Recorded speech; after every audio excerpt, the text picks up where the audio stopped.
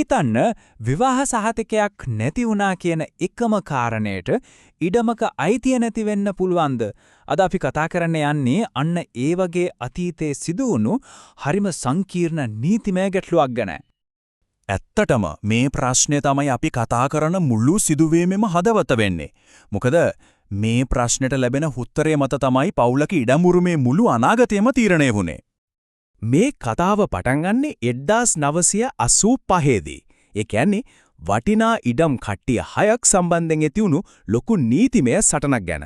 හැබැයි පුදුම දේ තමයි මේ සටනේ දිනුම පෙරදුම තීරණය වෙන්නේ ඊට දශක ගානකට කලින් සිද්ධ වුණා කියන විවාහයක් ඔප්පු කරන්න පුළුවන්ද බැරිද කියන එක මත. හොඳයි අපි මුලින්ම බලමු මේ ආරවුලට සම්බන්ධ ප්‍රධාන චරිත කවුද කියලා. මේ කතාවේ පැමිණිල්ල සහ විත්තිය කවුද? ඒ වගේම මේ ඉඩම් කට්ටි 6 කතාව මොකක්ද කියලා අපි දැන් හොයලා බලමු. හරි මේ කතාවේ ප්‍රධාන චරිත 4ක් ඉන්නවා. මුලින්ම ඉඩමේ මුල් අයිතිකාරියා බියට්‍රිස් රත්නායක. ඇය මේ ඉඩම ඔප්පුවකින් පවරනවා ඇගේ සැමියා කියලා කියන වින්සන්ට් හේරත්හාමිට. හැබැයි වින්සන්ට් මිය ගියාට පස්සේ බියට්‍රිස් මේ ඉඩම වෙන කෙනෙක්ට විකුණනවා. අන්තිමට මේට මිලදී ගන්නේ පොඩි නෝනා. එයා තමයි මේ නඩුවේ පැමිණිලිකාරියා. ඉතින් ප්‍රශ්නේ පටන් ගන්නෙ මෙතනින් වින්සන්ට්ගේ සහෝදරිය. එයා කියනවා වින්සන්ට්ගේ එකම නීත්‍යානුකූල උරුමකාරිය Taman නිසා මේ ඉඩම අයිති වෙන්න ඕන Tamanට කියලා. මේක නිකම්ම ආරවුලක් නෙවෙයි. මේක හරියට නූල් බෝලයක් වගේ පැටලිලා තියෙන්නේ. ඒකට හේතුව තමයි මේ ඉඩමේ ඔප්පු ඉතිහාසය. දශක ගණනාවක් තිස්සේ මේ ඉඩම අතින් අත මාරු වෙලා තියෙනවා. අපි බලමු ඒ ගමන කොහොමද සිද්ධ වුනේ කියලා. බලන්න මේ කාල රාමුව 1937 දී බියට්‍රිස් ඉඩම වින්සෙන්ට්ට දෙනවා. හැබැයි 1942 වින්සෙන්ට් මිය යනවා. ඊට අවුරුදු ගානකට පස්සේ 1954 බියට්‍රිස් අර මුල් ඔප්පුව අවලංගු කරන්න උත්සාහ කරලා 1955 ඉඩම වෙන කෙනෙක්ට විකුණනවා. අන්තිමට 1962 තමයි මේ නඩුවේ පැමිණිලිකාරිය පොඩි නෝනා මේ ඉඩම මිලදී ගන්නෙ. මේ ඔප්පු මාරුවීම තමයි මුළු නඩුවෙම පදනම වෙලා තියෙන්නේ. ඉතින් මේ ඔක්කොම පැටලිලි මැද්දේ මුළු නඩුවම ඇවිත් එක තැනක නතර වෙනවා. ඒ තමයි එකම එක ප්‍රශ්නයක්. බියට්‍රිස් කියන්නේ ඇත්තටම වින්සන්ට්ගේ නීත්‍යානුකූල බිරිඳද? මේ ප්‍රශ්නෙට නැහැ කියලා උත්තරයක් ආවොත් පැමිණිලිකාරයාගේ සම්පූර්ණ ඉඩම් අයිතියම බිඳුවට වැටෙනවා. ඉතින් මේ විවාහය ඔප්පු කරන්න පැමිණිලි පාර්ශවය සාක්ෂි ගොඩක් ඉදිරිපත් කළා. ඥාතියෙක් ඇවිත් කිව්වා එයාලා පල්ලියේ මඟුලක් ගත්තා කියලා. ගමේ අය කිව්වා එයාලා හැමෝම දැනන් හිටියේ ඔවුන් සැමියා සහ බිරිඳ විදිහට ජීවත් වුණා කියලා.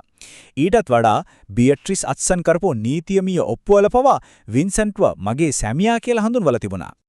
එතකොට හිතෙන්න පුරුවන් මේ තරම් සාක්ෂි තියෙද්දි හැමෝම යාලා විවාහකයි කියලා පිළිගත්තනම් එහෙනම් ප්‍රශ්නේ තියෙන්නේ කොතනද කියලා. මෙන්න මෙතනදී තමයි මේ නඩුවේ තීරණාත්මකම නීතිමය කාරණය මතුවෙන්නේ. ඒක ලංකාවේ විශේෂ නීතියකට සම්බන්ධ දෙයක්. අපි දැන් බලමු අධිකරණයේට අනුගමනය කරන්නම සිද්ධ වුණු හරිම දැඩි නීතියම මූලධර්මයක් ගැන. මේකට කියන්නේ හොඳම සාක්ෂිය පිළිබඳ නීතිය කියලා. මේ නීතිය නිසා තමයි මේ මුණු නඩුවම සම්පූර්ණයෙන්ම වෙනස් පැත්තකට හැරුණේ. මේ නඩුවට අදාළ වුණේ උඩරට විවාහ ආඥාපනත කියන හරිම විශේෂ නීතියක්. ඒ නීතියට අනුව 1859න් පස්සේ උඩරට විවාහයක් නීත්‍යානුකූලව වළංගු වෙන්න නම් ඒක අනිවාර්යෙන්ම ලියාපදිංචි කරලා තියෙන්න ඕන. සම්ප්‍රදායිකව පල්ලියේ චාරිත්‍ර කරලා තිබුණත් ගමේ අය පිළිගත්තත් ඒක විතරක් මදි. මේ තියෙන්නේ නඩු තීන්දුවේම තියෙන වාක්‍යයක්. වළංගු උඩරට විවාහයක හරයවන්නේ ලියාපදිංචියයි. මේ වචනේ වලින්ම පැහැදිලි වෙනවා නීතිය කොච්චර දැඩිද කියලා. ලියාපදිංචිය කියන්නේ සාකච්ඡා කරන්න පුරුවන් දෙයක් නෙවෙයි, ඒක අනිවාර්ය අවශ්‍යතාවයක්. ඉතින් ගැටලුව තිබුණේ මෙන්න මෙතන. එක පැත්තකින් සාක්ෂිකරුවන්ගේ ප්‍රකාශ, සමාජ පිළිගැනීම වගේ දේවල් තිබුණා. හැබැයි අනිත් පැත්තෙන් නීතිය ඉල්ලා හිටියේ එකම එක දෙයයි. ඒ තමයි විවාහ ලේඛනයේ තියෙන නිල සටහන. ඒ කියන්නේ විවාහ සහතිකය. නීතියේ හොඳම සාක්ෂිය විදියට සැලකෙන මේ විවාහ සහතිකය ඉදිරිපත් කරන්න පැමිණිලි පාර්ශවයට බැරි වුණා. අඩුමතරමේ ඒ ලේඛනය නැති වුණා, විනාශ වුණා කියලාවත් ඔප්පු කරන්න යාලට පුළුවන් කමක් තිබුණේ නැහැ. අන්න ඒක තමයි මේ නඩුවේ මාරාන්තිකම දුර්වලතාවය බවට පත් වුණේ. එහෙමනම් සමාජ පිළිගැනීමයි ලිඛිත නීතියයි අතර මේ ගැටුමේදී අධිකරණය අවසානයේ මොන වගේ තීන්දුවක් දෙන්න ඇතිද?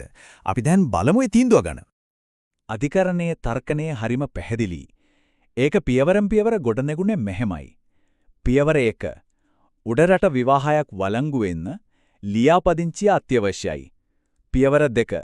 ඒ ලියාපදිංචිය ඔප්පු කරන්න තියෙන හොඳම සාක්ෂිය තමයි විවාහ ලේඛනය. පියවර 3. පැමිණිලිකාරියට ඒ සාක්ෂිය උසාවියට දෙන්න බැරි වුණා. ඒ නිසා පියවර 4 නීත්‍යානුකූලව වළංගු විවාහයක් ඔප්පු වෙලා නැහැ. ඉතින් අවසාන තීන්දුව වුණේ පැමිණිලිකාරියගේ අභයාචනය නිෂ්ප්‍රභ කරන එක. වළංගු විවාහයක් ඔප්පු කරන්න බැරි වුණ නිසා වින්සන්ගේ එකම නීත්‍යානුකූල උරුමකාරී විදියක අධිකරණය පිළිගත්තේ යාගේ සහෝදරියව. ඊටම අයිති වුණේ අයට. මේ නඩුව අපිට හරිම ගැඹුරු ප්‍රශ්නයක් ඉදිරි කරනවා. සමාජයක්, ප්‍රජාවක් සම්ප්‍රදායිකව පිළිගන්නා දෙයක් සහ රටේ පොතේ තියෙන විධිමත් නීතිය එකිනෙකට ගැටෙන වෙලාවක ඇත්තටම යථාර්ථය තීරණය කරන්න ඕන මේ දෙකෙන් කෝකෙන්ද? ඒක අපි හැමෝම හිතන්න ඕන ප්‍රශ්නයක්.